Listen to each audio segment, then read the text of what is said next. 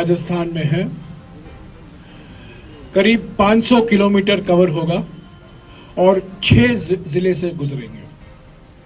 9 तारीख और 17 तारीख दोनों दिन विश्राम का दिन है और मैं पहले ही बता दूं, राहुल जी कहीं नहीं जाएंगे, कंटेनर में ही रहेंगे, कैंप साइट में ही रहेंगे, राजस्थान में ही रहेंगे।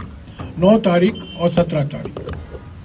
18 तारीख को अलवर के पास उनका 8वां प्रेस कॉन्फ्रेंस होगा, आपको लोकेशन बताया जाएगा।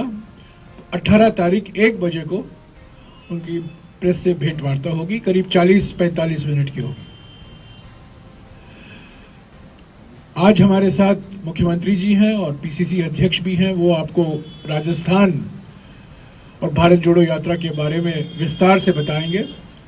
पर आज का मकसद है, ये वास्तविक है कि मीडिया का ध्यान, पब्लिक का ध्यान, देश का ध्यान राहुल जी पर है, पर राहुल जी के साथ 120 और भारत यात्री हैं जो कन्याकुमारी से कश्मीर तक चल रहे हैं और वो संख्या अभी 120 से बढ़कर 135 हो गई है। इसमें से करीब 30% महिलाएं हैं और औसत आयु 38 साल की है। अलग अलग राज्यों से ये भारत यात्री आए हैं और मैं आज आपको जो राजस्थान से आए हैं भारत यात्री, उनका परिचय कराना चाहता हूं। राजस्थान से 10 भारत यात्री हैं। मैं उनसे गुजारिश करूंगा संक्षिप्त में अपना परिचय दें, नाम दें, किस जिले से हैं और अभी क्या कर रहे हैं और भारत जोड़ो यात्रा में क्यों शामिल हुए हैं। उसके बाद हम इस प्रेस कॉन्फ्रेंस को आगे ले चलेंगे। पहले परिचय कराएंगे हमारे 10 भारत यात्रियों से। चलिए, हमारे जो एकमात्र महिला है उनसे शुरुआत कीजिए। नमस्कार, मैं मिसेस रूबी खान हूँ। मैं जयपुर जिले को बिलोंग करती हूँ और भारत यात्री होने के साथ साथ मैं एक महिला हूँ। बहुत बड़ी जिम्मेदारी है। परिवार को छोड़कर जब हम चले हैं राहुल गांधी जी के पीछे, तो उसके पीछे का सिर्फ एक मकसद था जो मुझसे अमूमन पूछा जाता है कि आप क्यों चल रहे हो या आपको क्यों चलना है। तो मैं ये कहती हूँ कि मैं हमारे बच्चों के लिए चल रही हूँ। मैं उस हिंदुस्तान के लिए चल रही हूँ जहाँ हमारी महिलाएं सुरक्षित हों। मैं उस हिंदुस्तान के लिए चल रही हूँ जहाँ हमारे युवाओं को रोजगार मिले। मैं उस हिंदुस्तान के लिए चल रही हूँ जहाँ मजहब की दीवारें नहीं हो। मैं उस हिंदुस्तान के लिए चल रही हूँ जो था एक हिंदुस्तान, मजबूत हिंदुस्तान। मैं उस संविधान के लिए चल रही हूँ जिसने हमें एक बना के रखा, हमें मजबूत बना के रखा। मैं राहुल जी के साथ इसलिए चल रही हूँ क्योंकि कल वो गांधी था जिसने हमें आजादी दिलाई थी, आज ये गांधी है जो हमें फिर से एक आजादी दिला रहा है तानाशाही की जंजीरों से, फियर साइकोसिस से जो बीजेपी ने फैला रखा है। मैं उसी हिंदुस्तान के लिए चल रही हूँ जिसका ख्वाब हमारे बुजुर्गों ने देखा था और जिसको हम पूरा करना चाहते हैं। बहुत शुक्रिया। शुक्रिया रूबी। लांबा जी।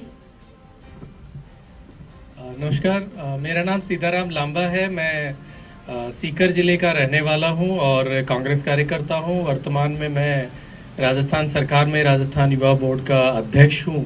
और जब राहुल जी निकले बाहर कि इस देश के नौजवानों के लिए, इस देश के किसानों के लिए आज जो बेरोजगारी की बड़ी दीवार हमारे सामने खड़ी है, और जब इस रास्ते पर निकले तो मैं भी रुक नहीं पाया और अपने आप को उनके साथ मैं भी चल रहा हूं कन्याकुमारी से।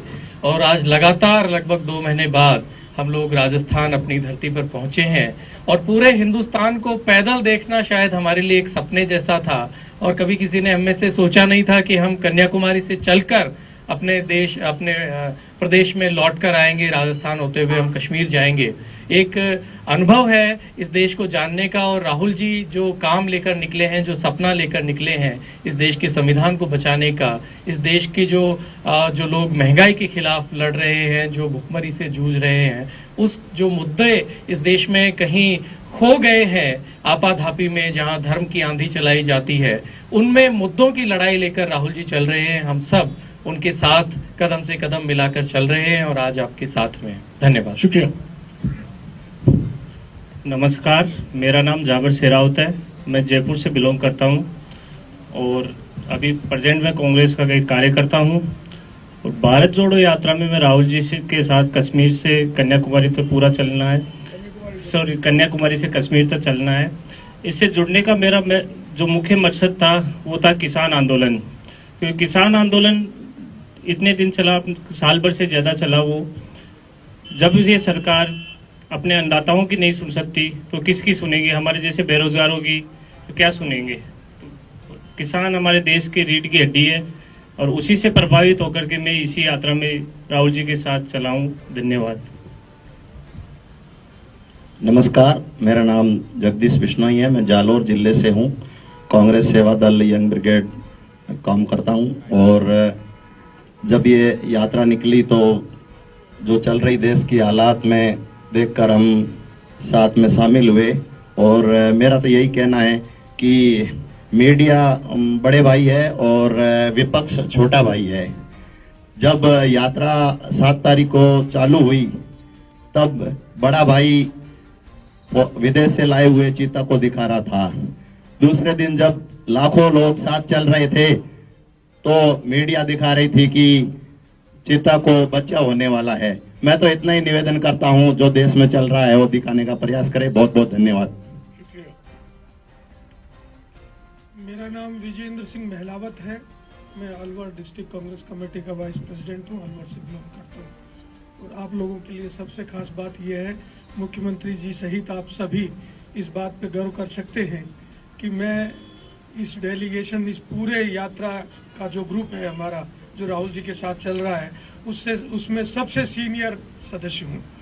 और मैं राहुल जी के साथ इसलिए चल रहा हूं कि उन्होंने एक बात कही अपने स्पीच में कि संसद के स्विच ऑफ कर दिए जाते हैं, मीडिया का कुछ पार्ट हमको नहीं दिखाता, हमारे पास एक ही रास्ता है कि हम पैदल चलकर अपनी समस्याओं को जनता तक पहुंचाएं। तो मेरे दिमाग में ये बात आई कि अकेले राहुल जी क्यों पहुंचाएं, हम सबका फर्ज है कि इस काम को हम आगे बढ़ाएं। इसलिए हम उनके साथ चल रहे हैं। देश के इस माहौल को ठीक करने के लिए राहुल जी की जो भूमिका है वो सदियों तक याद की जाएगी, ऐसा मैं महसूस करता हूं। आपका बहुत बहुत धन्यवाद। मैं योगेश कुमार मीना, अलवर जिले गांव बनोखर आदिवासी कांग्रेस मुख्यालय हेडक्वार्टर इंचार्ज के रूप में पीसीसी में काम कर रहा हूं। और मैं आदिवासी से आता हूं और राहुल जी के साथ मैं इसलिए चल रहा हूं कि कांग्रेस और राहुल जी हमेशा आदिवासी के हक के लिए लड़ाई लड़ी है और मैं इसके हिस्सा बन के और आदिवासियों के हक के लिए लड़ूंगा। और इसलिए कांग्रेस पार्टी हमेशा और राहुल जी के साथ है। नमस्कार, मेरा नाम शत्रुघ्न शर्मा है। मैं टोंक जिले के गोवर्धनपुरा लावा से हूँ और मेरा कंप्यूटर का व्यवसाय था। मैं उसको कंप्लीट बंद करके राहुल जी के साथ लगा हूँ और मेरा उद्देश्य राहुल जी के साथ चलने का सिर्फ ये है कि वो सत्य की लड़ाई लड़ रहे हैं और सत्य में वो जयते हैं। मैं उनके साथ हमेशा सत्य के साथ पीछा करता रहूंगा। धन्यवाद। नमस्कार, मेरा नाम श्रवण कुमार गुजर है। जयपुर जिला तहसील जमोराउंड का रहने वाला हूँ, एक सरपंच हूँ। अभी वर्तमान में मैं एक कार्यकर्ता हूँ। जब ये यात्रा मैंने ज्वाइन की तो मैंने इसलिए की थी कि आदि शंकराचार्य और भगवान राम ने भी यही यात्रा की थी। और इसमें सबसे बड़ी खासियत है कि मैं चल रहा हूँ इस यात्रा में, यही बड़ी सबसे बड़ी खासियत है। नमस्ते, मेरा नाम विकास कुमार व्यास जैसलमेर है। मैं यूथ कांग्रेस का 3 बार जिलाध्यक्ष रहा और अभी यूथ कांग्रेस प्रवक्ता हूँ। राजस्थान से सीमावर्ती जिले जैसलमेर से आता हूँ। मैं सर्वप्रथम कन्याकुमारी से इस यात्रा में हम सभी साथ में चले और यही कहना चाहता हूं कि यह यात्रा एक गौरवशाली यात्रा, अब यात्रा महायात्रा का रूप ले चुकी है। राहुल गांधी जी के साथ हम कदम से कदम मिलाकर चल रहे हैं। यह यात्रा आने वाले देश को नई दिशा में दिशा देगी और पूरी यात्रा का आज का वृतांत यही है कि सारे जहां से अच्छा हिंदुस्तान हमारा। नमस्कार, मेरा नाम विवेक भटनागर है। मैं कोटा सांगोद से हूँ और मैं इस यात्रा में इसलिए चल रहा हूँ क्योंकि इतने बड़े यज्ञ में मुझे मेरी आहुति के हिसाब से मुझे लगा कि जब इतिहास बनने जा रहा है तो इस इतिहास में हमें भी अपना नाम दर्ज करवाना चाहिए और ये यात्रा एक बहुत बड़ी लड़ाई की शुरुआत मात्र है। धन्यवाद। शुक्रिया। तो ये रहे राजस्थान से आए हुए भारत यात्री और मैं कह दूं कन्याकुमारी से ये बहुत सक्रिय रहे हैं यात्रा में और विकास तो हमारे लिए एक बूस्टर डोज है। जो हम सेवा दल की टोली आगे जाती है, इनके बिना हम चल नहीं सकते। और सभी लोगों को मैं धन्यवाद देता हूं। मुख्यमंत्री जी राजस्थान से जो आए हैं, दोतासरा जी जो राजस्थान से आए हैं भारत जोड़ो यात्रा के लिए, सभी ने हमारा हौसला बढ़ाया है। सबकी आवाज भी बुलंद है और सभी एक्टिव हैं, रोज एक्टिव। सुबह आज 5:45 से शुरुआत हुई और शाम 8 बजे तक ये चलते रहते हैं। मैं एक दो चीज दोहराना चाहता हूं, कुछ लोग पहले सुने होंगे पर मैं दोहराना जरूरी समझता हूं। भारत जोड़ो यात्रा किसी एक व्यक्ति की यात्रा नहीं है, ये एक सामूहिक प्रयास है संगठन को मजबूत करने के लिए, भारतीय राजनीति को एक नई दिशा देने के लिए और जो हमारे देश के सामने चुनौतियां हैं उससे मुकाबला करने के लिए। सवाल बार बार किया जाता है, भारत टूट नहीं रहा है, कांग्रेस पार्टी ने क्यों भारत जोड़ो यात्रा निकाला 7 सितंबर 2022 से?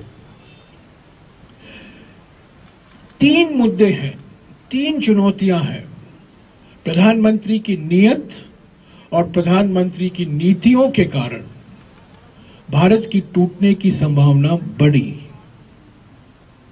आर्थिक विषमताएं बढ़ रही हैं, महंगाई, बेरोजगारी, जीएसटी, हम दो हमारे दो की नीतियां, विषमताएं बढ़ रही हैं।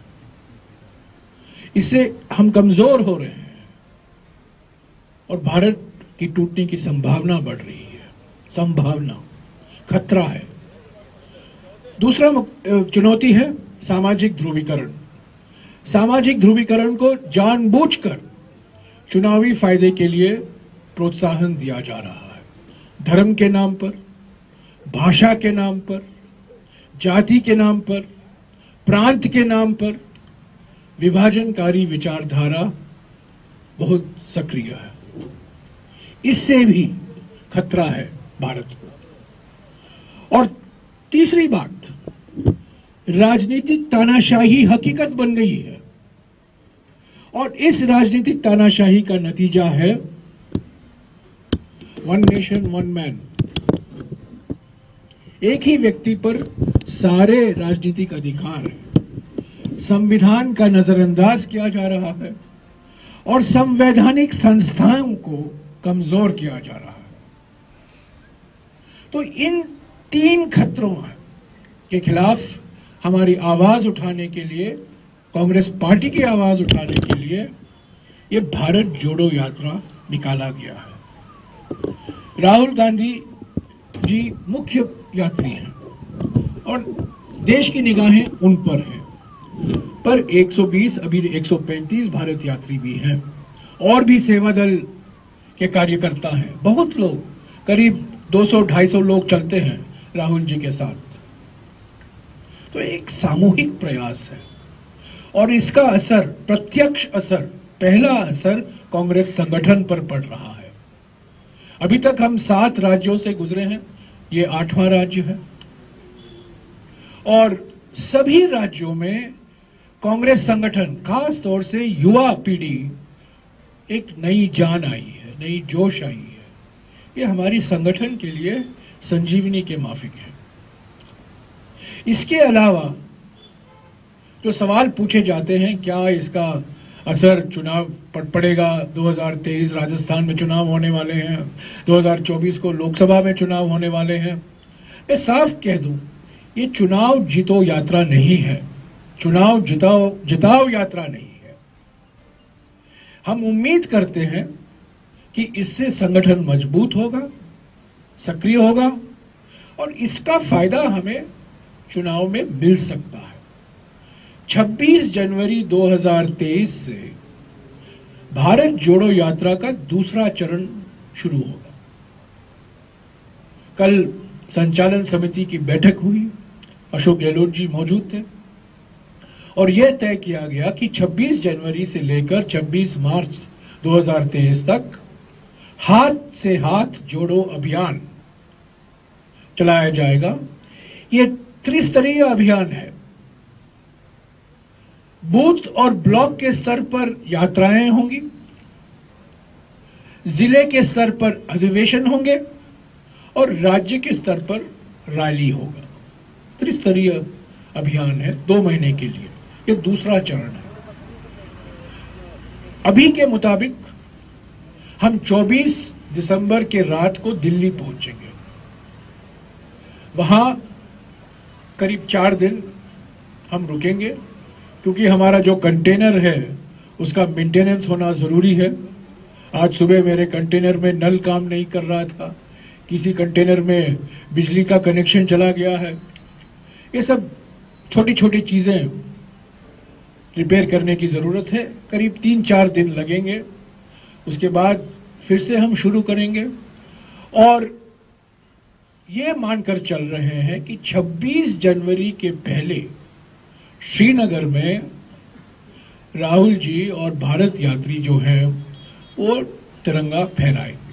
26 जनवरी तक इस चरण खत्म होने की उम्मीद है। और 26 जनवरी से, जैसा कि मैंने कहा, हाथ से हाथ जोड़ो अभियान की शुरुआत होगी 2 महीने के लिए। मैं आज पहला दिन है राजस्थान में। कल आप लोग आए थे, फ्लैग हैंडओवर था मध्य प्रदेश से राजस्थान को।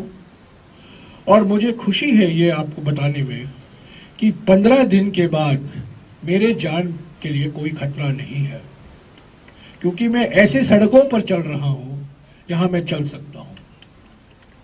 पिछले 15 दिन से मैं मध्य प्रदेश में जान मेरे हाथ में लेकर चल रहा था। 17 साल बीजेपी की सरकार रही है। बुरहानपुर, खंडवा, खरगोन, मऊ, इंदौर, आगरमालवा, सड़कों पर चलना इतना खतरा हो गया था, पर हम चलते रहे। और मैं मुख्यमंत्री को बधाई देता हूं, मुख्यमंत्री जी, कि आज 15 दिन के बाद मैंने सांस लिया सुबह कि मैं चल रहा था। नहीं, प्लीज, ये राजनीतिक सम्मेलन नहीं है, प्लीज, ये पत्रकार सम्मेलन है। मैं कहना चाहता हूं कि यहाँ के सड़कें बहुत अच्छी हैं। आज सुबह हम 14 किलोमीटर चले और ऐसा कभी महसूस नहीं हुआ कि गड्ढे हैं। मध्य प्रदेश में तो सड़कें नहीं थे, गड्ढे गड्ढे थे और बीच में बिटुमेन और टार था। और यहाँ एक कंटिन्यूअस रोड हमें मिला और बड़ी खुशी की बात है। और भी अलवर में पब्लिक रैली होगा। राहुल जी अलग अलग संस्थाओं से मिलेंगे दोपहर के समय, आज नहीं पर कल से। महिला के समूह, युवा समूह, दलित, ओबीसी, आदिवासी समाज के समूह, अलग अलग समूहों के साथ वो मिलेंगे। बुनकर, किसान, खेत मजदूर, जैसा कि मिलते आ रहे हैं कन्याकुमारी से, तमिलनाडु से। मैं मुख्यमंत्री से गुजारिश करूंगा वो आपको संबोधित करें, पर उसके पहले मैं आपको अभी शोइंग द फिल्म्स और नॉट, हाँ, टुमारो बोथ द फिल्म्स।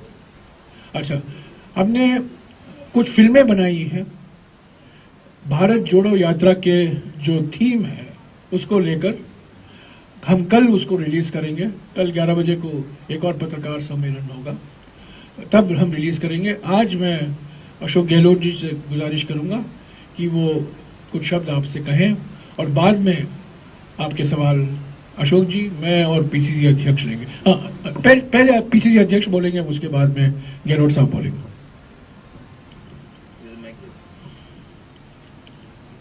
एक महात्मा गांधी था जिसने सबको साथ लेकर के इस देश को अंग्रेजों की गुलामी से मुक्त कराया। और एक फिर गांधी आया है, राहुल गांधी, जो सबको साथ लेकर के इस देश में फैल रहा डर, नफरत, बेरोजगारी, महंगाई, लोकतंत्र की हत्या, संवैधानिक संस्थाओं का दुरुपयोग,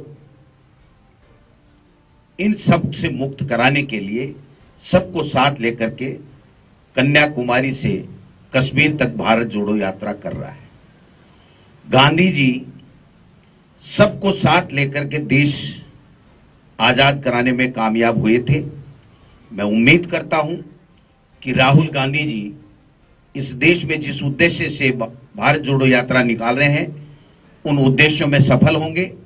राजस्थान प्रदेश में तमाम भारत यात्रियों का और राहुल जी का, आप सब पधारे हो, आप सब मीडिया के बंधुओं का मैं हार्दिक स्वागत करता हूं, अभिनंदन करता हूं और मैं विश्वास दिलाता हूं कि कोई कोर कसर नहीं रहे, आपकी कोई दिक्कत नहीं आए। फिर भी अगर किसी तरह की कोई दिक्कत आए तो उसके लिए मैं माफी चाहता हूं। हम लोग देख रहे हैं कि जिस झालावाड़ जिले में हम 4 टर्म से एमपी नहीं जीता पाए थे, जहां पर एक भी 4 में से हमारा एमएलए नहीं है, जनता भारतीय जनता पार्टी के जो जनप्रतिनिधि हैं, जो मुख्यमंत्री रही हैं, उन सब से इतना खौफ था यहां पर कि जनता कांग्रेस के पक्ष में आ नहीं रही थी। आज जब हम कल देखा कि किस ढोल नगाड़े के साथ में झालावाड़ की जनता ने स्वागत किया राहुल गांधी जी के और भारतीय यात्रियों का, और आप देखिए कि जो जन सैलाब उमड़ पड़ा है राहुल गांधी जी के भारत जोड़ो यात्रा में, ये कारवां बढ़ता जाएगा और निश्चित रूप से हम जो राहुल गांधी जी ने के नेतृत्व में जो भारत जोड़ो यात्रा है, उनके उद्देश्यों को प्राप्त करने में सफल रहेंगे। इस देश में तानाशाह सरकार को उखाड़ फेंकेंगे और निश्चित रूप से वो देश, जिस देश की एकता और अखंडता के लिए इंदिरा गांधी जी ने और राजीव गांधी जी ने अपने प्राण न्योछावर कर दिए, उस देश को टूटने नहीं देंगे, उस देश में लोकतंत्र खत्म नहीं होने देंगे, उस देश के लोगों की आवाज को दबने नहीं देंगे। और हम ये जो नफरत और डर का माहौल और जिस प्रकार से जो ईडी, इनकम टैक्स, सीबीआई, इनसे डरा करके, क्रेस करके और खरीद फरोख्त करके और जिस प्रकार सरकार गिराई जा रही है, और मध्य प्रदेश में आपने देखा होगा, मैं समझता हूं कि आने वाले समय में स्वच्छ लोकतंत्र देखने को मिलेगा और राहुल गांधी जी के नेतृत्व में केवल कांग्रेस ही नहीं, कांग्रेस के दिगर विचारधारा के लोग भी इस यात्रा में जुड़ रहे हैं। मैं उम्मीद करता हूं कि आप सब लोगों को किसी तरह की कोई दिक्कत नहीं आएगी। आप सबका पुनः हार्दिक स्वागत। और जयराम रमेश जी और दिग्विजय सिंह जी, इनका भी मैं बहुत बहुत धन्यवाद देना चाहता हूं कि इस उम्र में भी जिस जोश के साथ में, जिस जुनून के साथ में ये काम कर रहे हैं और यात्रा में शामिल हो रहे हैं। और जब मैं 4:15 बजे उठा तो यही जो ड्रेस नहा धो के जो जयराम जी पहन रहे हैं, ये 4:15 बजे ही ये प्रिपेयर थे यात्रा में चलने के लिए और हमें इंस्ट्रक्शन दे रहे थे कि हमको 5 बजे ब्रेकफास्ट शुरू करना है। तो मैं समझता हूं कि ऐसे लोगों का आशीर्वाद और ऐसे लोगों का मार्गदर्शन हम मिलता रहेगा और जो 14-15 दिन हम यात्रा निकालेंगे, इस यात्रा को न भूतो न भविष्यत ऐतिहासिक आप सबके सहयोग से बनाएंगे। मैं धन्यवाद देना चाहता हूं आदरणीय जयराम रमेश जी को कि उन्होंने हम सबको बुला करके आज आपके सामने रूबरू कराया। धन्यवाद, थैंक यू। माननीय मुख्यमंत्री जी से मैं आग्रह करूंगा कि वो अपनी बात रखें। माननीय मुख्यमंत्री अशोक गहलोत साहब। अभी जयराम रमेश जी ने और हमारे अध्यक्ष जी ने, और सबसे अच्छा लगा मुझे 10 साथी जो यात्रा में चल रहे हैं, इन सब ने जो उद्देश्य बताए यात्रा के, चुनौतियां बताई देश के सामने, उनको मैं वापस रिपीट नहीं करूँगा, क्योंकि आप सब जानते हैं कि उद्देश्य यही है जिसका जिक्र मेरे पूर्व वक्ताओं सबने किया। 10 साथी जो चल रहे हैं, आप लोग भी इम्प्रेस हुए होंगे कि मैं तो बहुत इम्प्रेस हुआ हूँ, जो उन्होंने विचार प्रकट किए। उससे युवा साथी इसलिए चल रहे चलना है, इसलिए नहीं चल रहे खाली चलना है, मकसद से चल रहे हैं। और एक से बढ़ के एक ने सबने कमेंट दिए, इससे समझ जाते हैं कि क्वालिटी क्या है यात्रा की।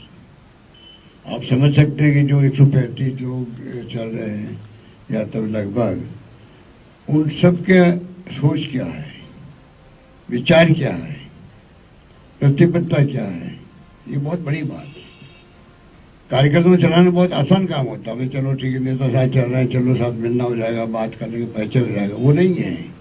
जो विचार प्रकट किए गए उससे मैं बहुत इम्प्रेस हुआ और मैं समझता हूँ कि पूरी यात्रा का मकसद जो है, यात्रा जब संपन्न होगी तो ऐसे नौजवान साथ चल रहे हैं राहुल गांधी जी के लिए ऐसे साबित होंगे।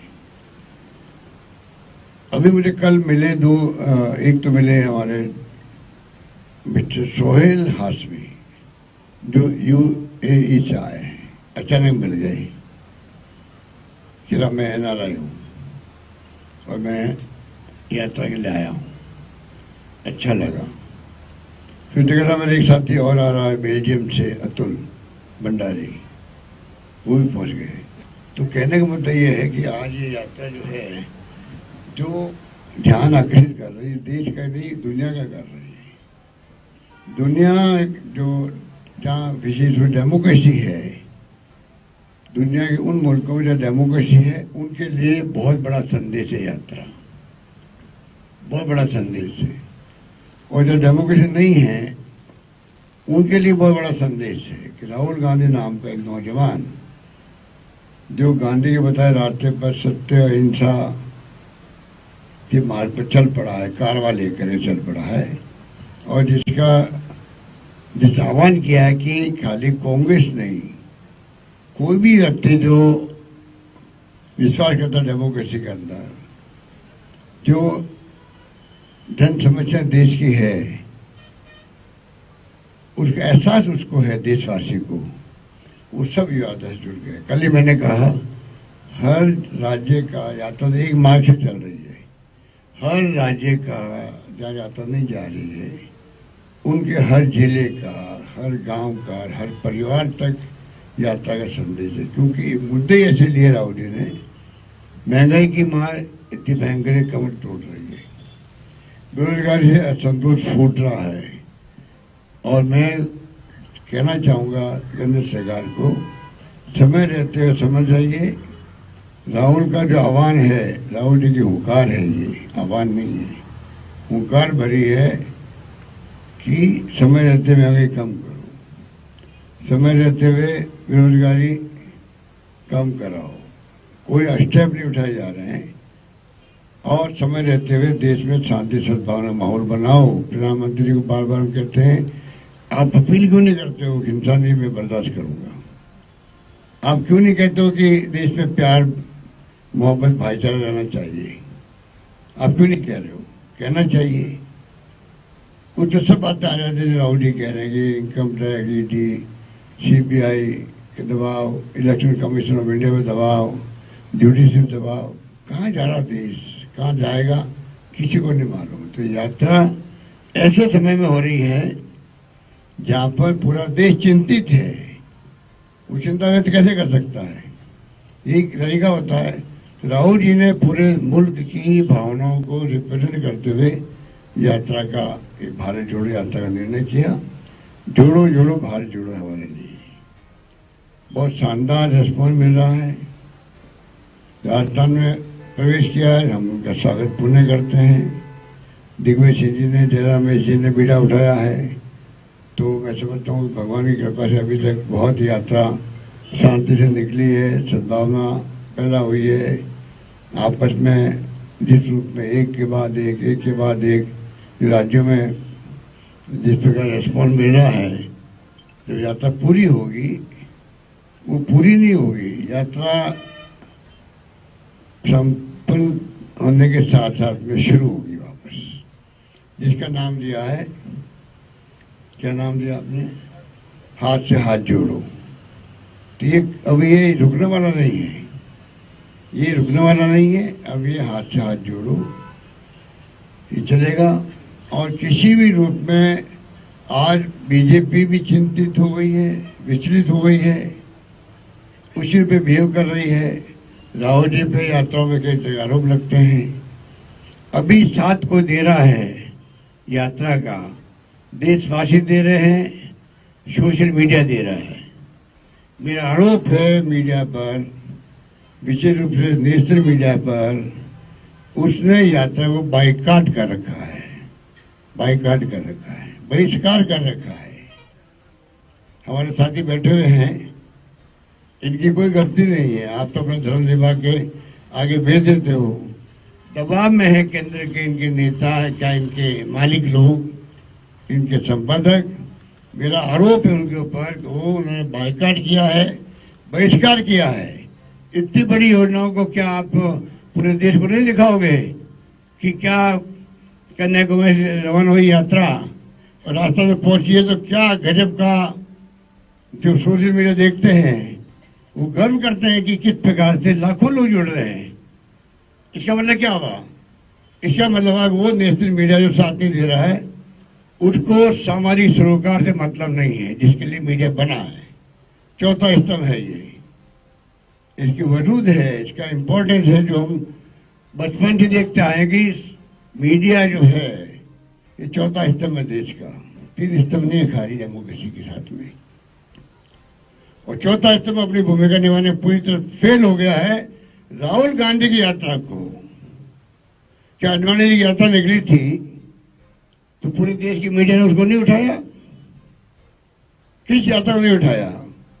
कोई मैदान में उतरता है तो मीडिया की ड्यूटी बनती है वो पब्लिक को बताए कि भाई ये आज घटना दुर्घटना हुई है। कोई एक्सीडेंट भी होता है तो आप लोग बताते हैं उसको। और ये एक सकारात्मक सोच है राहुल गांधी की, सकारात्मक फैसला है, सकारात्मक यात्रा है। कोई दुर्भावना नहीं है, किसी के प्रति कोई हिंसा नहीं है, कोई द्वेषता नहीं है। सबको गले लगा राहुल जी लगा रहे, बूढ़े को भी, बच्चे को भी। आप बताइए मुझे इस देश को क्या चाहिए? अगर ऐसी यात्रा को आप नहीं दिखाओगे तो आप अपना कर्तव्य पूरा नहीं करोगे। कान खोल के सुन लीजिए, नेशनल मीडिया वाले भी और स्टेट मीडिया वाले भी, कान खोल के सुन लीजिए। इतिहास आपको माफ नहीं करेगा, इतिहास माफ नहीं करेगा आपको। क्या बात करते हो? मजाक बना रखी आप लोगों ने। आप बहिष्कार कर दिया, आपने बाइकआउट कर दिया। ये अलग बात है कि आप कम दिखाओ ज्यादा दिखाओ, हमें ऐसा नहीं है। ये तो दिखाओ कि यात्रा का रेस्पॉन्स क्या है, आपकी जुड़ी नहीं है क्या? आप नहीं कर रहे। मैं समझता हूं कि मेरी वाणी से, मेरे विचारों से आपकी हाईकमांड भी होती है, आपकी हाईकमांड भी होती है, आपकी भी ट्रांसफर पोस्टिंग होती है, मुझे मालूम है। आप भी घबराए तो ट्रांसफर पोस्टिंग से, ट्रांसफर पोस्टिंग आप भी घबरा जाते हो। और तो और कोरोना के नाम पर 1,70,000, 50,000, 30,000 तनख्वाह हो जाती है, मुझे मालूम है। कोरोना खत्म हो जाता है तो तनख्वाह वापस रेस्टोर नहीं होती, मुझे मालूम है। इसलिए मालिक लोग मालिक ही हैं। इसलिए मैं कहना चाहूंगा अपने मालिकों को कह दीजिए हम गवर्नर वाले नहीं हैं। राहुल गांधी का रास्ता सच्चाई का है, सत्य का है, अहिंसा का है, उसका कार्य चल पड़ा है। और आप खुद देखते राहुल जी जो विचार आ रहे हैं उसी रूप में सामने आ रहे, देश के सामने आ रहे हैं। मेधा पाटकर जी आएगी थी, आलोचना हुई गुजरात के अंदर, वो कैसे आगे एक्टिविस्ट थी, वो तो नर्मदा आंदोलन का विरोध किया था, नर्मदा आंदोलन भाग लिया था। मैंने कहा वो नहीं, आरएसएस बीजेपी के लोग भी आ सकते हैं यात्रा के अंदर, सबको निमंत्रण है। ये तो क्या है, राहुल गांधी जो चाहते हैं, महंगाई की बात कर रहा है, बेरोजगारी की बात कर रहा है, वो चाहते हैं कि देश में शांति सद्भाव भाईचारा रहे, हिंसा नहीं हो। वो विचार जो है चुनौती है देश के सामने। राहुल गांधी चाहते हैं जो अपनाए, कुछ आरएसएस का हो, बीजेपी का हो, सीपीआई, सीपीएम, जनता दल, कोई हो, हमें कोई एतराज नहीं है। ये इस तरह की यात्रा है। इसलिए मुझे खुशी है, मैं शुक्रिया अदा करना चाहूंगा देश के एक्टिविस्टों का, एनजीओ का। वो जिस बड़े रूप में जुड़ रहे हैं, तकलीफ वो भी पा रहे हैं, चल रहे पैदल फिर चल रहे हैं। जो हमारे कांग्रेस के साथ नहीं हो रहे एक्टिविस्ट लोग, एनजीओ के लोग, तब भी वो लोग चल पड़े साथ में। क्यों चल पड़े हैं? ये बहुत बड़ा संदेश उन्होंने दिया देशवासियों को, हम कांग्रेस साथ नहीं है, पर यात्रा की भावनाओं के साथ में, राहुल गांधी की भावनाओं के साथ में। धन्यवाद। मैं एक बात जो अभी अभी अशोक जी ने कहा, हमारे साथ कई नागरिक संस्थाएं चल रही हैं। 2012 में यही संस्थाएं मनमोहन सिंह जी के सरकार के खिलाफ अन्ना हजारे जी के साथ बैठे हुए थे। 10 साल बाद वो पहचान गए हैं कि कांग्रेस के अलावा और कोई विकल्प नहीं है। अगर आरएसएस की विचारधारा से लड़ना है मजबूती से, कांग्रेस का ही रास्ता उनको अपनाना होगा। तो राहुल गांधी जी के लिए ये यात्रा तपस्या है पर कई लोगों के लिए ये प्रायश्चित की यात्रा भी है। अशोक जी ने मीडिया के बारे में बहुत कुछ बात कहे हों, इनको दोषी मत ठहराइए अशोक जी। इनका भी ये जैसा आपने कहा हाईकमांड होता है, और इनके हाईकमांड में भारत जोड़ो यात्रा के लिए लो डिमांड है, क्या करें। तो पर ये पत्रकार, हमारे कई पत्रकार, और खास तौर से मैं आपको बता दूं, महिला पत्रकार हमारे साथ कन्याकुमारी से चल रहे हैं। और मैं किसी एक व्यक्ति का जिक्र नहीं करना चाहता हूं, पर ऐसे कई लोग हैं जो कन्याकुमारी से केरला, कर्नाटका, अलग अलग राज्यों में चल रहे हैं। तो इनके स्तर पर हमें समर्थन मिल रहा है, कवरेज मिल रहा है। जैसा कि आपने कहा, सोशल मीडिया में तो काफ़ी कवरेज है, पर मेन स्ट्रीम मीडिया में जितना होना चाहिए था, जितना उम्मीदें थी, वो शायद नहीं हो पाया है। पर वो अलग बात है जो आपने उठाया। जो अभी सवाल उठाना चाहते हैं अशोक जी, उसका जवाब देंगे, डोटासरा जी हैं, मैं सिर्फ उनको रेफर करूंगा बस। मेरे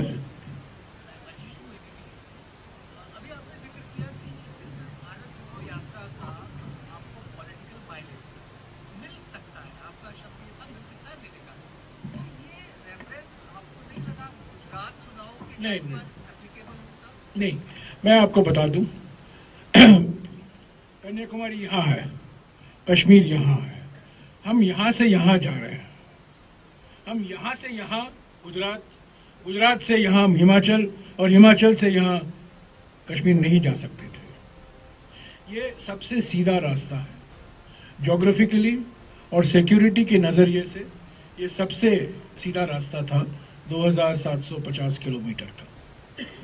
अगर हम गुजरात जाते, अगर मान लीजिएगा, पहले तो मैं बता दूं, आज 7 सितंबर को आप शुरू करेंगे भारत जोड़ो यात्रा। आपकी 56 इंच की छाती भी हो सकती है, पर 100 दिन के अंदर आप गुजरात पहुंच नहीं पाओगे। 100 दिन लगे हैं, तब तक चुनाव हो गए हैं। एक नंबर 2, हमने देखा है महाराष्ट्र में, हम देख रहे हैं राजस्थान में, जब भारत जोड़ो यात्रा उस राज्य से निकलता है, सारा संगठन उसी में जुड़ जाता है, सारे कार्यकर्ता उसी में जुड़ जाते हैं। अगर हम गुजरात में जाते या हिमाचल में जाते, चुनाव प्रचार हम करते नहीं, सिर्फ भारत जोड़ो यात्रा से कार्यकर्ता जुड़ जाते। तो यही कारण था।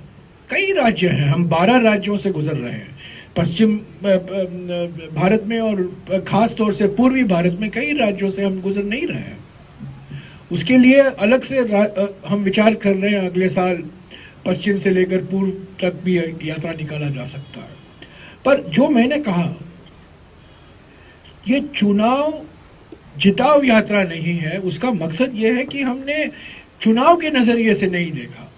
अगर हम चुनाव के नजरिए से देखते तो हम ये यात्रा पहले 3-4 महीने पहले ही शुरू कर देते।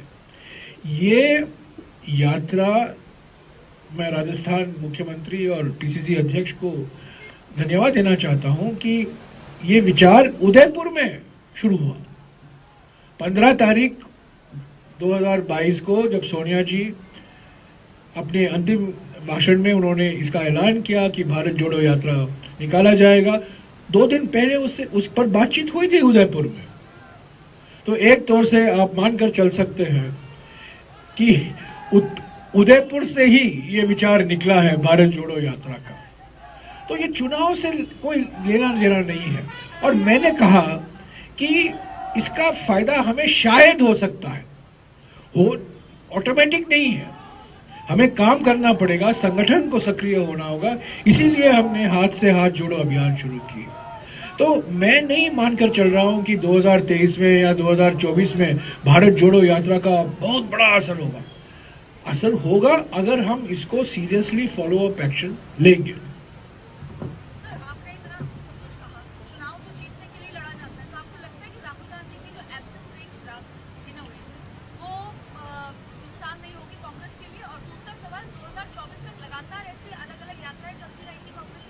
चुनाव से भी ऊपर हटकर राजनीति में और कुछ भी होता है।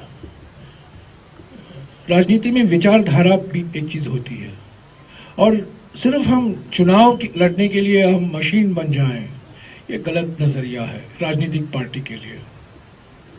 हम ये विचारधारा की जंग है। हमारे देश के सामने अभी दो विचारधाराएं हैं, आरएसएस बीजेपी की विचारधारा और कांग्रेस की विचारधारा। और राहुल गांधी जी ने तय किया, उदयपुर में जब बहस हुई, बात हुई कि चुनाव तो हम लड़ते रहेंगे, कुछ चुनाव हारेंगे, कुछ चुनाव जीतेंगे, वो चलता रहेगा, पर ये विचारधारा का जंग कब शुरू करेंगे हम? कभी तो कभी हमें लेना होगा इसको। तो सिर्फ चुनाव के संदर्भ में हम विचारधारा को याद करें, वो गलत है। तो प्रत्यक्ष रूप से विचारधाराओं से टक्कर करना भारत जोड़ो यात्रा का मकसद है। इसके साथ साथ हमें चुनाव भी लड़ने हैं, और चुनाव हम लड़ते हैं, आपने सही कहा, हम जीतने के लिए। कुछ बार हम जीतते हैं, कुछ हम हारते हैं, वो स्वाभाविक है, होता रहता है।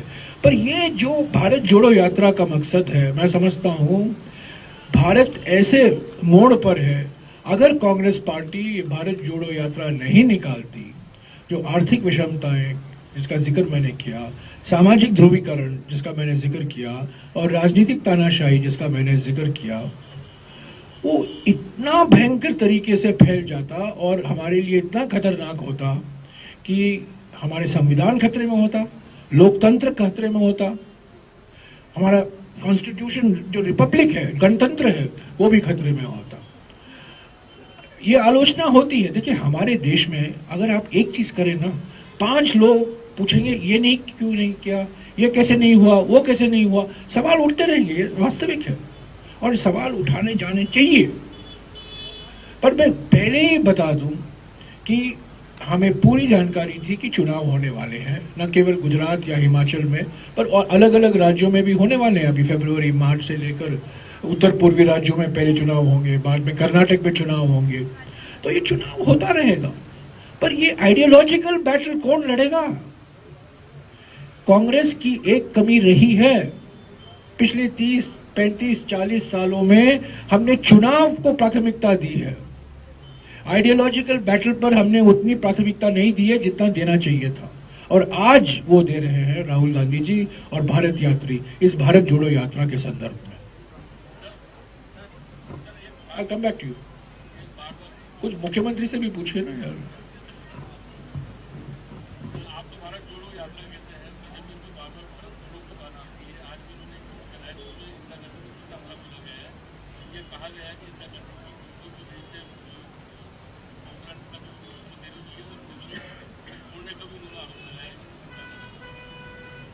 देखिए, जो विचारधारा हमारे स्वतंत्रता संग्राम में उनका कोई भूमिका नहीं थी, जो विचारधारा, जो पार्टी हमारे संविधान के बनाने में उसकी कोई भूमिका नहीं थी, जो विचारधारा 1942 के गांधी जी के भारत छोड़ो अभियान का एक्टिवली विरोध किया, आक्रामक ढंग से उसका विरोध किया, उसको क्या अधिकार है, क्या हक है इन चीजें बात करने का?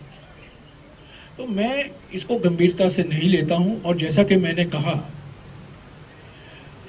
आरएसएस एक विभाजनकारी विचारधारा है, और प्रधानमंत्री नियत, वो जो कुछ स्लोगन छोड़िए, वो स्लोगन देने में, इवेंट मैनेजमेंट में उनका कोई मुकाबला नहीं, नारेबाजी में उनका कोई मुकाबला नहीं, पर हकीकत क्या है, असली बात क्या है?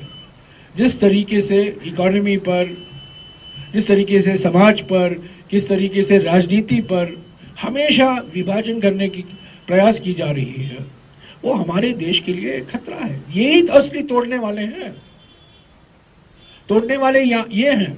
और मैं बताता हूं आपको क्यों तोड़ने की संभावना ज्यादा होती है इस विचारधारा से। हमारे गणतंत्र का जो मूल सिद्धांत है, क्या है? अनेकता में एकता, यूनिटी इन डाइवर्सिटी। भारत जोड़ो यात्रा का मानना है कि न केवल अनेकता में एकता, परंतु अनेकता से एकता है। अगर आप अनेकताओं को दबाओगे तो एकता खतरे में आएगा। बीजेपी यूनिफॉर्मिटी चाहती है, कांग्रेस यूनिटी चाहती है, समानता चाहते हैं, वो हम एकता चाहते हैं। ये मूल अंतर बीजेपी, आरएसएस और कांग्रेस के बीच में है।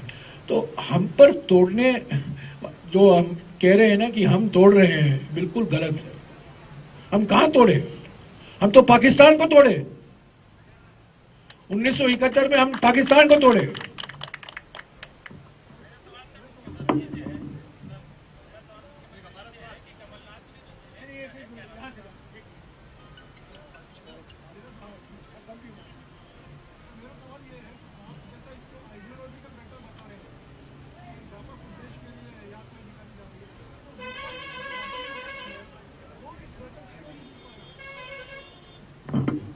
ये कांग्रेस पार्टी की यात्रा है, ठीक है। ये राजनीतिक पार्टी की यात्रा है, राजनीतिक मकसद है। हम एनजीओ नहीं है, हम कोई सन्यासियों का संगठन नहीं है, हमारे भी राजनीतिक मकसद होते हैं। पहले दिन से हमने कहा है सभी राजनीतिक दल स्वागत है। अभी अशोक जी ने भी कहा बीजेपी आरएसएस वाले आना चाहते हैं। मध्य प्रदेश में एक आरएसएस के कार्यकर्ता राहुल जी के साथ चले, केरला में कुछ वामपंथी पार्टियों के सदस्य चले राहुल जी के साथ, कर्नाटक में जेडीएस के एमएलए चले। सबका स्वागत है। जो कोई चलना चाहता है, यात्रा के मकसद में विश्वास रखता है, उनका स्वागत है। पर मैं स्पष्ट कर दूं, यात्रा विपक्ष एकता के लिए नहीं निकाला गया है। विपक्ष की एकता यात्रा का नतीजा होगा, नतीजा का कारण नहीं है। और वो क्यों मैं कह रहा हूं? मैं इसलिए कह रहा हूं कि अगर कांग्रेस मजबूत नहीं होती है, विपक्ष की एकता असंभव है। ये मानना कि विपक्ष की एकता करेंगे और कांग्रेस पार्टी से हम यहां से सीट लेंगे, यहां से सीट लेंगे, यहां से सीट लेंगे, ये जमाना गया। कांग्रेस पार्टी को मजबूत होना है, अपने बल पर खड़ा होना है, और तभी विपक्ष की एकता आएगी। हमारी पिछले कुछ सालों में अलग अलग पार्टियों ने हमसे बहुत कुछ लिया है, हमें कुछ दिया नहीं है। और जो लेते हैं हमसे, देखिए, एक बार मैंने कहा था, हमको इंटेलेक्चुअल प्रॉपर्टी, आप जानते हैं ना, पेटेंट, वो कांग्रेस वर्ड पर हमें पेटेंट लेना चाहिए था। गलती हमारी हुई। आज देखिए कितने कांग्रेस पार्टी खड़े हुए हैं हमारे देश में। वो कांग्रेस नाम से तृणमूल कांग्रेस, वाईएसआर कांग्रेस, नेशनलिस्ट कांग्रेस, कई पार्टियां कांग्रेस से ही जन्म उनका हुआ है, और नाम कांग्रेस वो लोग ले रखे हैं, और कांग्रेस का नुकसान हुआ है। तो हम अपने आप को मजबूत करेंगे, विपक्ष की पार्टियों से बातचीत करेंगे, विपक्ष की एकता हम बनाए रखेंगे। अभी पार्लियामेंट शुरू होने वाला है परसों दिन, देखा जाएगा क्या हो सकता है पार्लियामेंट के अंदर। पर भारत जोड़ो यात्रा से, विपक्ष की एकता से, मैं समझता हूं कुछ लेना देना नहीं है। या मौसमी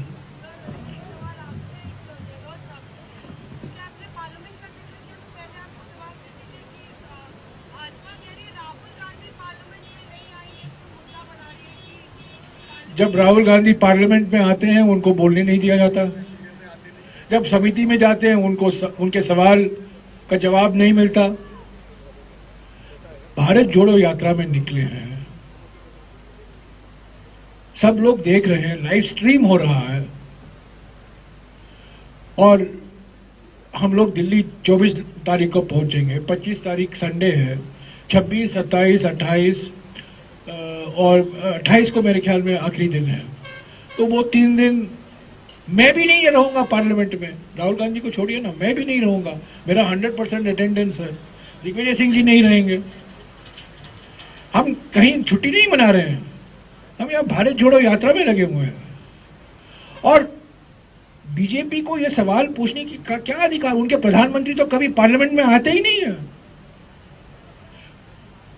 कहां आते हैं? 60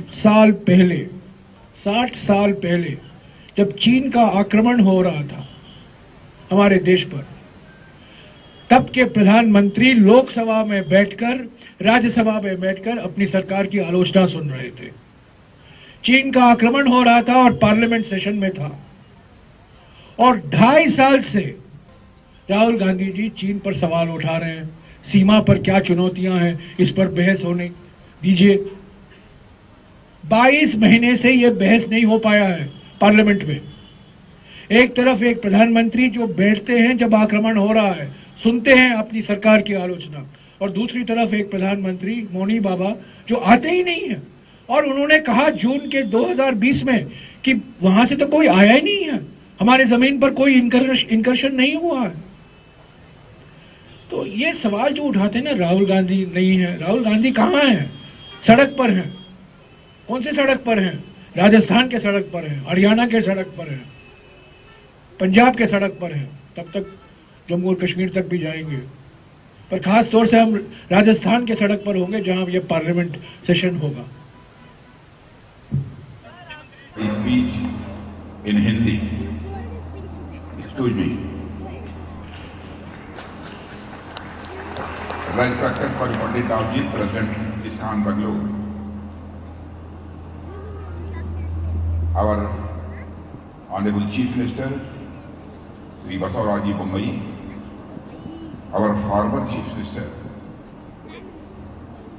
Sri B.S. Yediyurappa ji, Regular Minister Sri R. Ashok, Member of Parliament Sri Tejasvi Surya, and the MLA Sri Kishnappa, Senior Vice President ISKCON Sri Chanchal Patiraj ji, Sri Vasudev Koishwar ji, Vice President ISKCON, brothers and sisters, सबसे पहले तो मैं मधु पंडित दास जी और ISKCON Bangalore से जुड़े सभी श्रद्धालुओं और भक्तों को हार्दिक बधाई देता हूँ कि उन्होंने भारत के सिलिकॉन वैली के रूप में प्रसिद्ध बेंगलुरु में इस भव्य राजाधिराज गोविंदा मंदिर के निर्माण की कल्पना की और उस कल्पना को बड़ी सुंदरता के साथ धरातल पर उतारा है।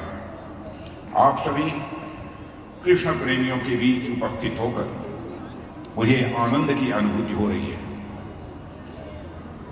संतों की क्षण भर की संगति, यानी संतों का थोड़ी देर का भी साथ, तो हमारे बड़े पुण्यों का यह प्रतिफल बतलाया गया है। और आज मैं आप सभी संतों श्रद्धालुओं के बीच यहाँ पर उपस्थित हूँ, यह निश्चित ही मेरी पुण्यों का प्रभाव है, जो मेरे अच्छे कर्म होंगे उसका प्रतिफल है, जिसके चलते आप लोगों का सत्संग आज मुझे प्राप्त हुआ है।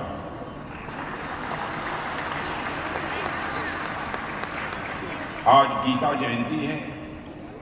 मैं आप सभी को गीता जयंती की हार्दिक शुभकामनाएं देता हूं और आज इस पावन अवसर पर आप सभी गीता दान का जो महायज्ञ शुरू कर रहे हैं, मैं उसके लिए भी आप सबको हार्दिक बधाई देता हूं और आप सभी को साधुवाद देता हूं और ईश्वर से इस अभियान की सफलता की भी मैं कामना करता हूं। साथियों, श्रीमद् भागवत गीता की जयंती मनाना इस बात का प्रतीक है, माने यह सिंबलाइज करता है कि हम गीता को केवल एक ग्रंथ ही नहीं मानते हैं, हम गीता को कुछ विचारों और सूत्रों की अभिव्यक्ति ही नहीं मानते हैं, बल्कि गीता को हम जीती जागती ज्ञान गंगा मानते हैं, जो प्राचीन काल से मानव को अपने ज्ञानामृत से सींचती चली आई है, यानी इरिगेट करती चली आई है और भविष्य में भी यह काम करती रहेगी। देवियों सज्जनों, हम सब तो आम इंसान अपनी बुद्धि के अनुसार गीता का एक दिवस मान लेते हैं और प्रतिवर्ष उसकी जयंती मनाते हैं, पर वास्तव में तो गीता मनाने की नहीं बल्कि मानने का है। मानने की भी नहीं बल्कि यह जीने का आग्रह है। मानने में तो फिर भी एक आरोप का भाव होता है, एक प्रयास करना पड़ता है, उसके लिए परिश्रम करना पड़ता है। यदि किसी चीज को जीना चाहते हैं तो खुद जिया जा सकता है, खुद हम उसको जी सकते हैं। उदाहरण के लिए हम 2 और 2 + 2 हम 4 मानते हैं, तो इसके पीछे 100 ईयर्स 1000 ईयर्स की मैथमेटिक्स की खोज और हमारे जीवन के अनेक वर्षों की शिक्षा की प्राप्ति का ही यह परिणाम।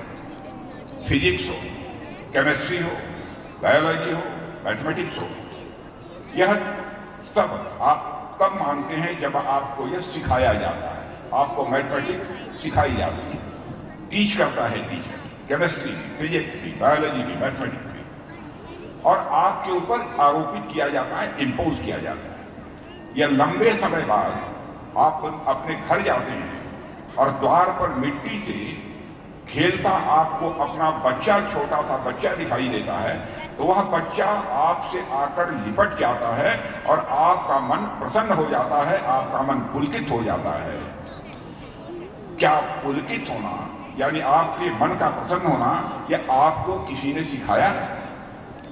किसी ने सिखाया नहीं। या आपके सामने कुछ गलत होता है तो आप क्रोधित हो जाते हैं, क्या क्रोध करने की आपको कहीं ट्रेनिंग मिली है? नहीं, फिर भी आप क्रोध कर बैठते हैं। क्यों? क्योंकि सुख, दुख, आनंद, क्रोध, हर्ष, शोक, इन्हें आप जीते हैं। और मैथ्स, फिजिक्स, केमिस्ट्री, बायोलॉजी, इन्हें आप मानते हैं, इन्हें जीते नहीं हैं। इन विषयों को आप तब तक नहीं जान सकते हैं जब तक आपको यह सिखाए न जाए अथवा यह पढ़ाए नहीं। सुख, दुख, काम, क्रोध, लालसा, ये सब यदि मनुष्य को जंगल में भी छोड़ दिया जाए तो ये वहां भी मानव के साथ रहे।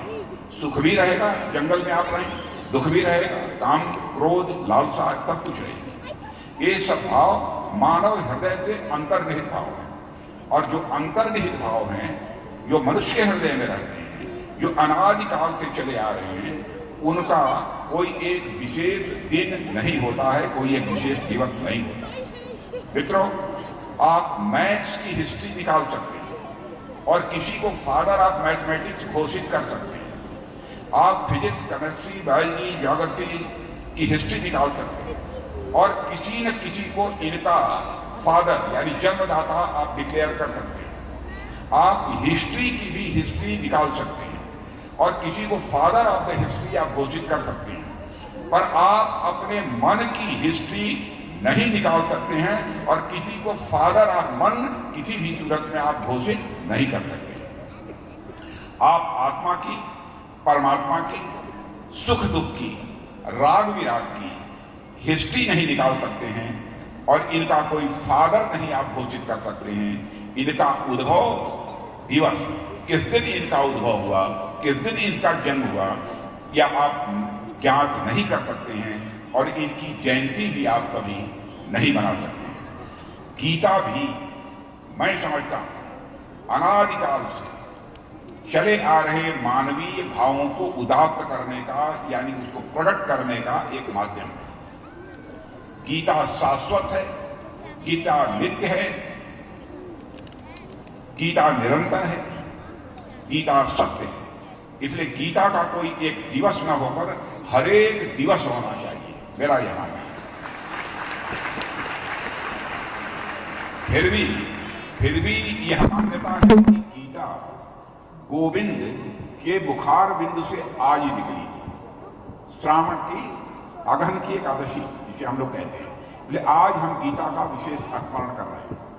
आप गीता के अधिकाधिक प्रसार का संकल्प ले रहे हैं, यह निश्चित ही बड़े हर्ष का विषय है और इसके लिए मैं आप सबको पुनः अपनी तरफ से हार्दिक बधाई देता हूं। साथियों, हमारे यहाँ कहा गया है हरि अनंत हरि कथा अनंता, यानी ईश्वर की कथा अनंत है।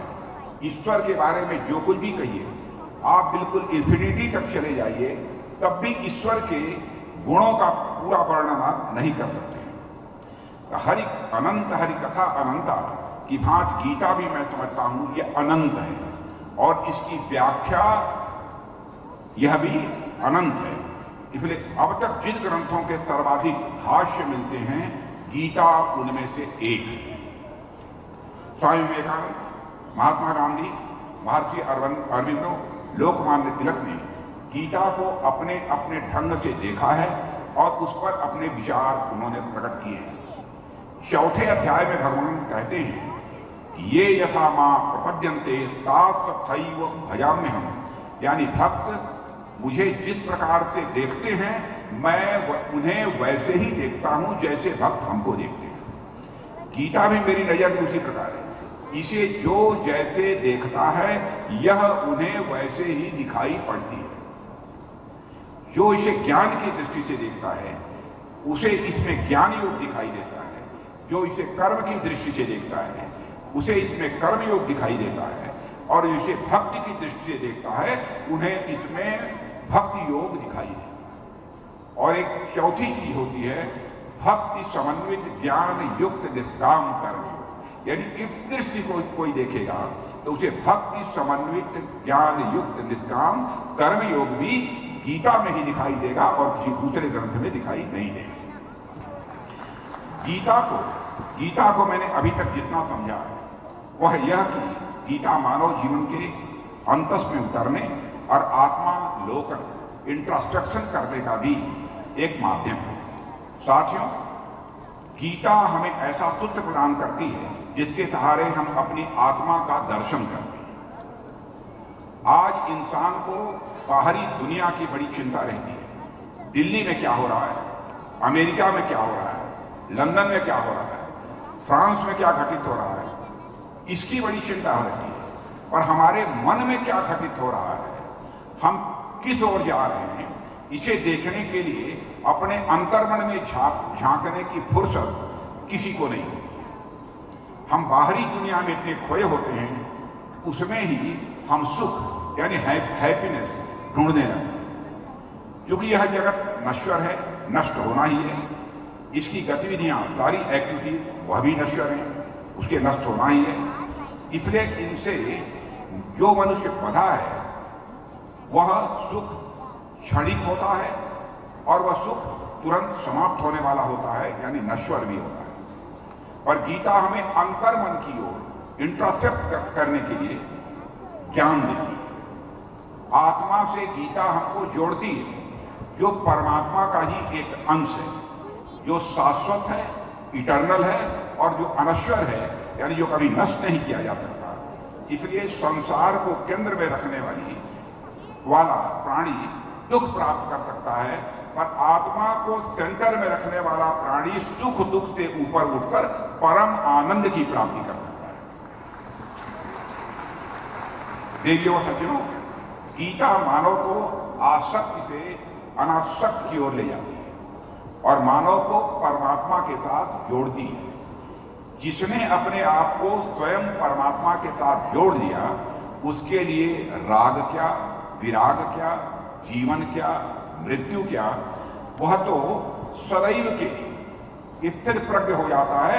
इन सब सारी चीजों की उसे चिंता नहीं रहती। सुखे दुखे तमे कृत्वा लाभा लाभ जया जय, यह कहा गया हमारे हम इसे दुनिया के समस्त ग्रंथ जीवन के आनंद सिखाते हैं, परंतु दुनिया के सारे जितने ग्रंथ हैं वह जीवन का आनंद सिखाते हैं, पर श्रीमद् भागवत गीता मृत्यु का आनंद सिखाती है। श्रीमद् भागवत गीता मृत्यु का आनंद भी सिखाती है, यानी गीता मानव को मृत्यु के भय और शोक से मुक्त कर देती है।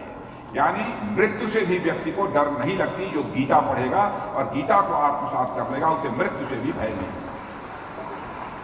मित्रों, जो मनुष्य जीवन मृत्यु के भंवर से ऊपर उठ जाता है, वही अपने समाज, अपने राष्ट्र के लिए एक लीडर होकर फियरलेसली वह कुछ कर सकता है। उसी के अंदर क्रांति, रिवॉल्यूशन या जंग ले सकती है, और वही समाज को एक दिशा दे सकता है, सोसाइटी पर डायरेक्शन भी दे सकता है, समाज को बदलाव की ओर यानी चेंजेस की तरफ ले जा सकता है। मित्रों, धर्म और संस्कृति के प्रति हमारा लगाव कभी भी हमारे विकास यानी डेवलपमेंट के लिए हर्डल पैदा नहीं कर सकता है, ये सभी मानते हैं। मैं उस सोच को नकारता हूं जो मॉडर्नाइजेशन और ट्रेडिशन के बीच एक अंतर्निहित, इन दोनों के बीच संघर्ष देखता है। आपका कल था इसलिए आज है, अतीत था यानी जो गुजर गया तभी आज का प्रेजेंट है। अतीत को नकारना वर्तमान को नकारने देता है। यानी पास्ट को यदि आप रिफ्यूज करते हैं तो प्रेजेंट को भी इसका मतलब कि आप रिफ्यूज कर रहे हैं। मैं उस सोच को भी नकारता हूं कि भौतिक विचारों और आध्यात्मिक कल्याण के बीच एक अंतर्निहित संघर्ष देखता है, क्योंकि सभी भौतिक सफलता के बावजूद लोग आध्यात्मिक कल्याण की तलाश में हैं और आधुनिकता के बावजूद हम अपने अस्तित्व के सवालों के जवाब खोजने के लिए आखिर में अध्यात्म का ही दरवाजा खटखटाते हैं। यानी सारी समस्याओं का समाधान निकालने के लिए स्पिरिचुअलिज्म का ही हम दरवाजा खटखटाते हैं। भारत हमेशा से ज्ञान का बड़ा केंद्र रहा है और हमारे इस ज्ञान के अस्तित्व को न केवल दूसरे देशों ने स्वीकार किया है बल्कि इसे अपनाया भी है।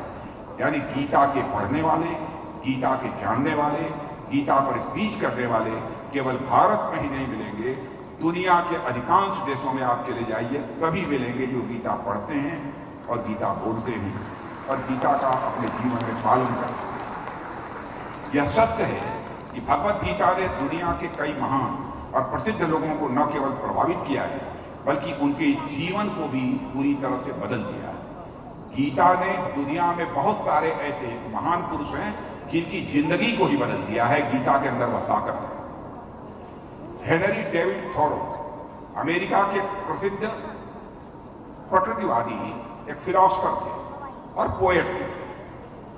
उन्हें सबसे ज्यादा लोकप्रियता, पॉपुलरिटी अपनी किताब, जब उन्होंने वाल्डेन, एक किताब है उनकी, एक पुस्तक है जो उन्होंने लिखी थी, उसमें सबसे ज्यादा पॉपुलरिटी उन्हें मिली थी। इसके अलावा वह अपने एक ऐसे था जिसे लेख कहते हैं, निबंध, सिविल डिसोबीडियंस, उसके लिए भी उनको लोग जानते हैं, मिस्टर डेविड थोरो।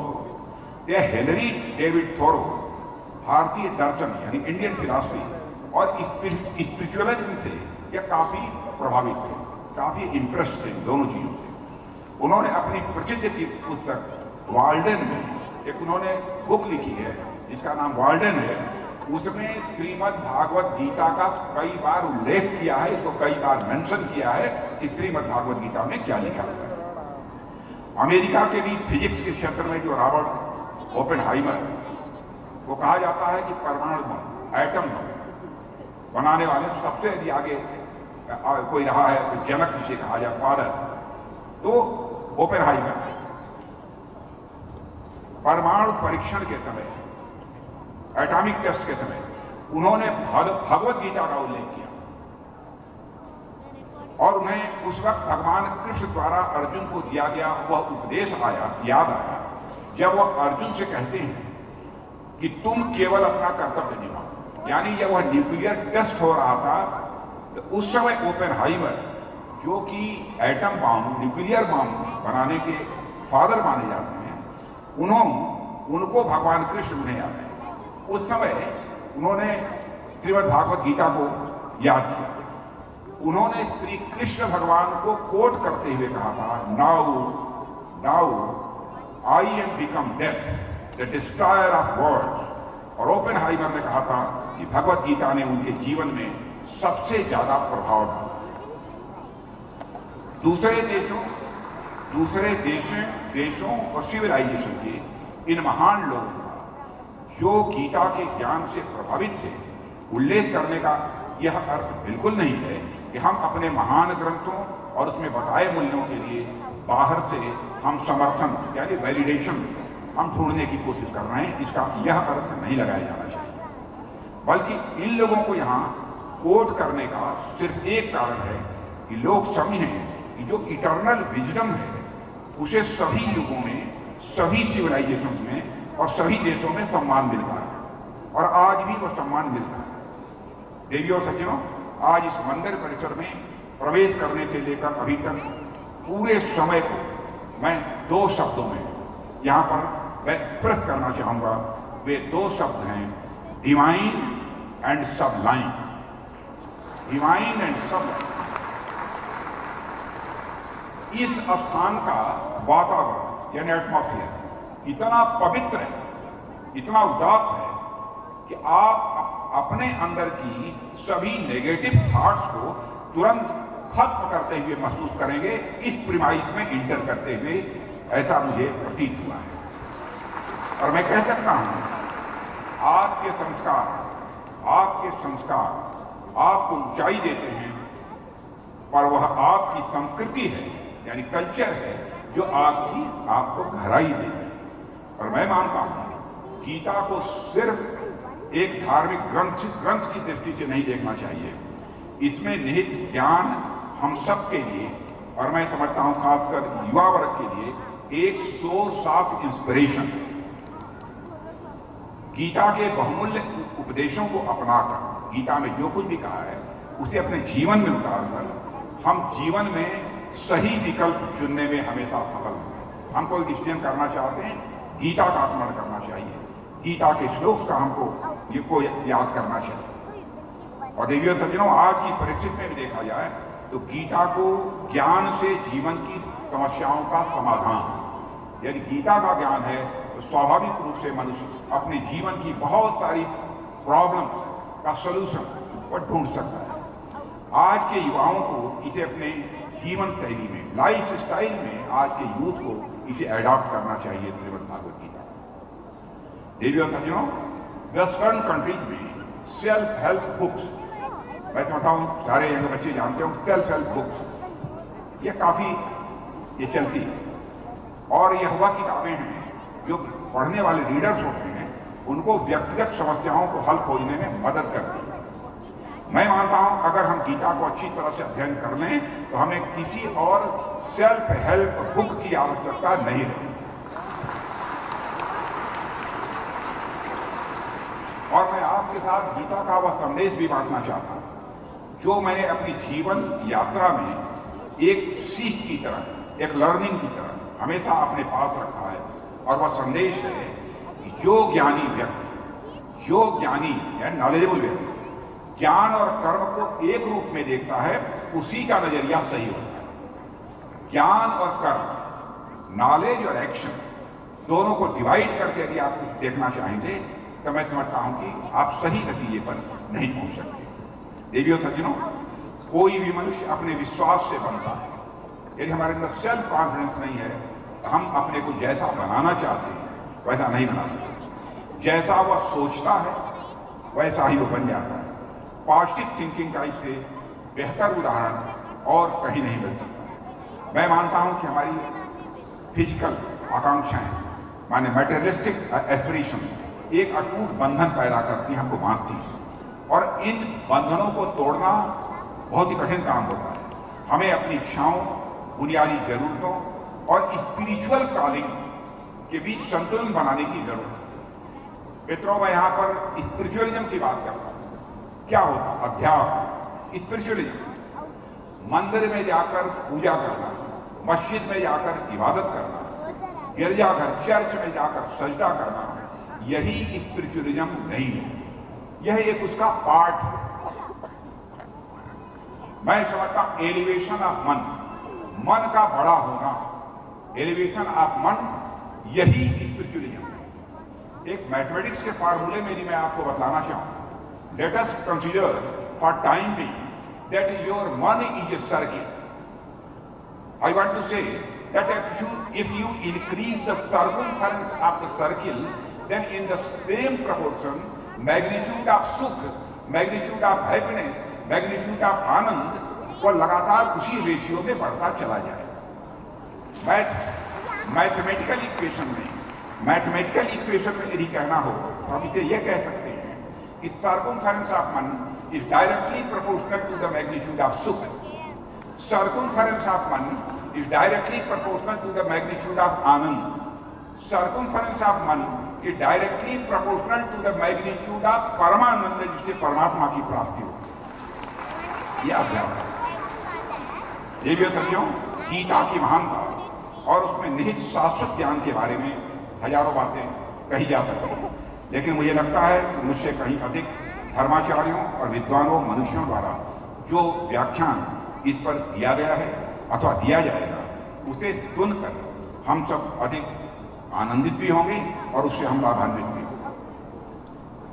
देवियों सज्जनों, भगवान कृष्ण ने भले ही द्वापर युग में अर्जुन को गीता का उपदेश दिया, लेकिन अगर देखा जाए उससे पहले त्रेता युग में भगवान राम के कर्मों में भी गीता के संदेशों को देखा जाता है। मैं त्रेता युग की बात कर रहा हूं कि भगवान राम पैदा उस समय भी उनके कर्मों में, भगवान राम के कर्मों में, उनके एक्शंस में गीता को हम के संदेशों को हम देख सकते हैं, समझ सकते हैं। इसी प्रकार बाद के युगों में भी आगे वाले महापुरुषों के आचरण में भी गीता का असर देखा गया है। महात्मा गांधी गीता को अपनी मदर कहते थे, अपनी माता मानते थे, और गीता का ज्ञान भारत के समाज का एक आधार है।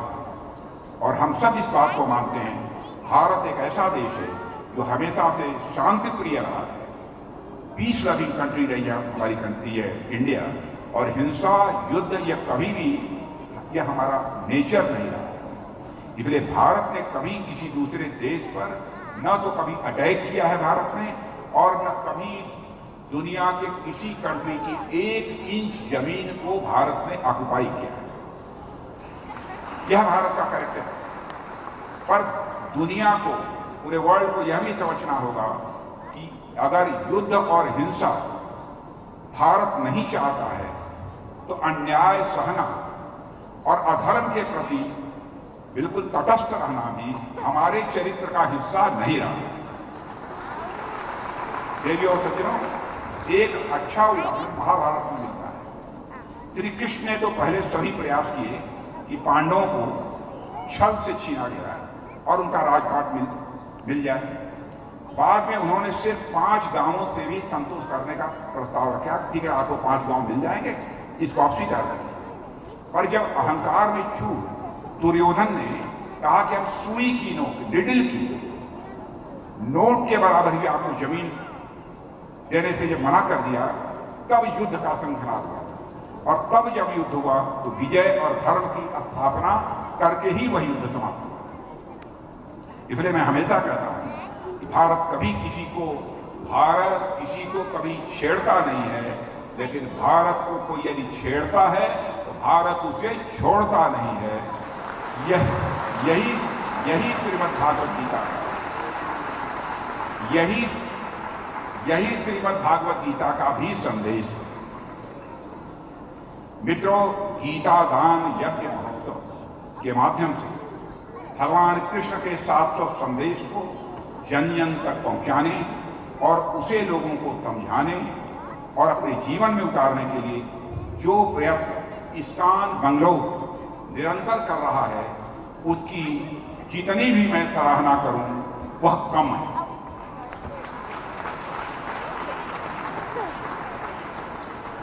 और फिर से आदरणीय रेस्पेक्टेड और पंडित दास जी, चंचलापत दास जी और वासुदेव केशवराव जी और सभी संतों के चरणों में शीश झुकाकर इसके लिए मैं प्रणाम करता हूं और आभार भी व्यक्त करता हूं।